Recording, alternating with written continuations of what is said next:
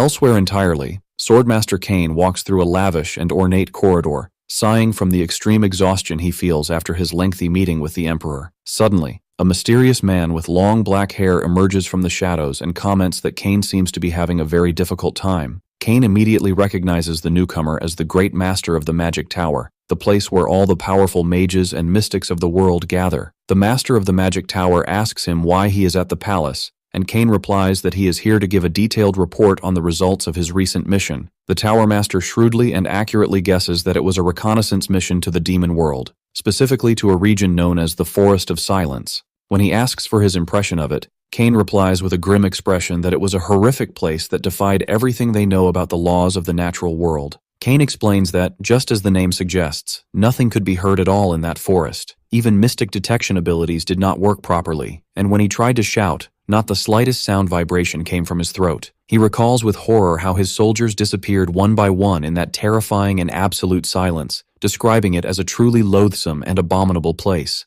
Kane wonders aloud why the Emperor is so insistent on trying to conquer this dangerous demon world. The Tower Master coldly comments that he agrees the demon world is a fascinating place, and that he himself is very interested in its secrets. Kane hopes in his heart not to be dragged into this complicated affair, preferring to stay as far away as possible. Suddenly and without warning, the Tower Master raises his hand, and a complex spatial magic circle glows beneath their feet. In an instant, they are pulled through dimensions and transported to a vast and stunning starry space. Kane is greatly surprised and asks the reason for this sudden action. The Tower Master tells him with a mysterious smile that during his mission, he met someone very special, which shocks Kane and makes him freeze in place. He realizes with anger that the Tower Master had placed a Watcher's Eye spell on him to spy on him. The Tower Master confirms he did so during their last meeting, describing it as one of his few and enjoyable hobbies, which prompts Kane to curse him under his breath.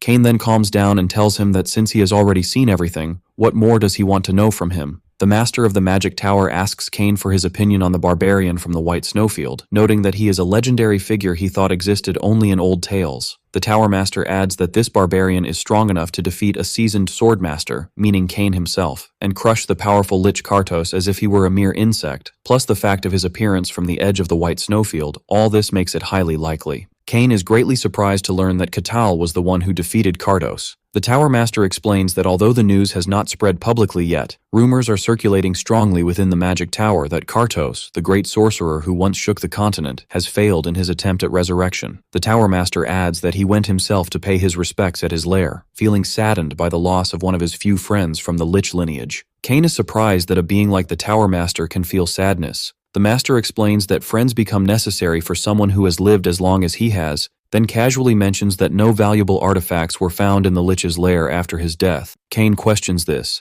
as he thought all artifacts had been recovered when Kartos was defeated, but the Master clarifies that the most precious and important artifact has not yet been recovered. The Tower Master asks Kane again if he truly believes that the Barbarian defeated Kartos on his own. Kane honestly replies that he thinks it's entirely possible, especially if it concerns that specific barbarian he met. The Tower Master cleverly notes that Kane has not yet informed the Emperor of Katal's existence. Kane wonders why he should, explaining that the Mad Emperor is already throwing valuable and important individuals into the furnace of the demon world as if they were worthless trash. He adds that if the Emperor knew of the barbarian's existence, a violent clash between them would be inevitable. Kane predicts a catastrophic conflict between a barbarian who acts on his free whims and an obsessed emperor who wants to control everything in the world, a conflict that would surely drag the entire kingdom into the abyss. The Tower Master finds this opinion very interesting and asks Kane if he is saying that this barbarian could face the entire empire on his own. Kane admits he is not sure of the outcome, but he felt something very similar to what he felt when he first met the Tower Master, a feeling of absolute power that transcends the ordinary. The Tower Master wonders if he means that Katal is of the legendary hero class, but he feels he is not yet qualified to make that final judgment.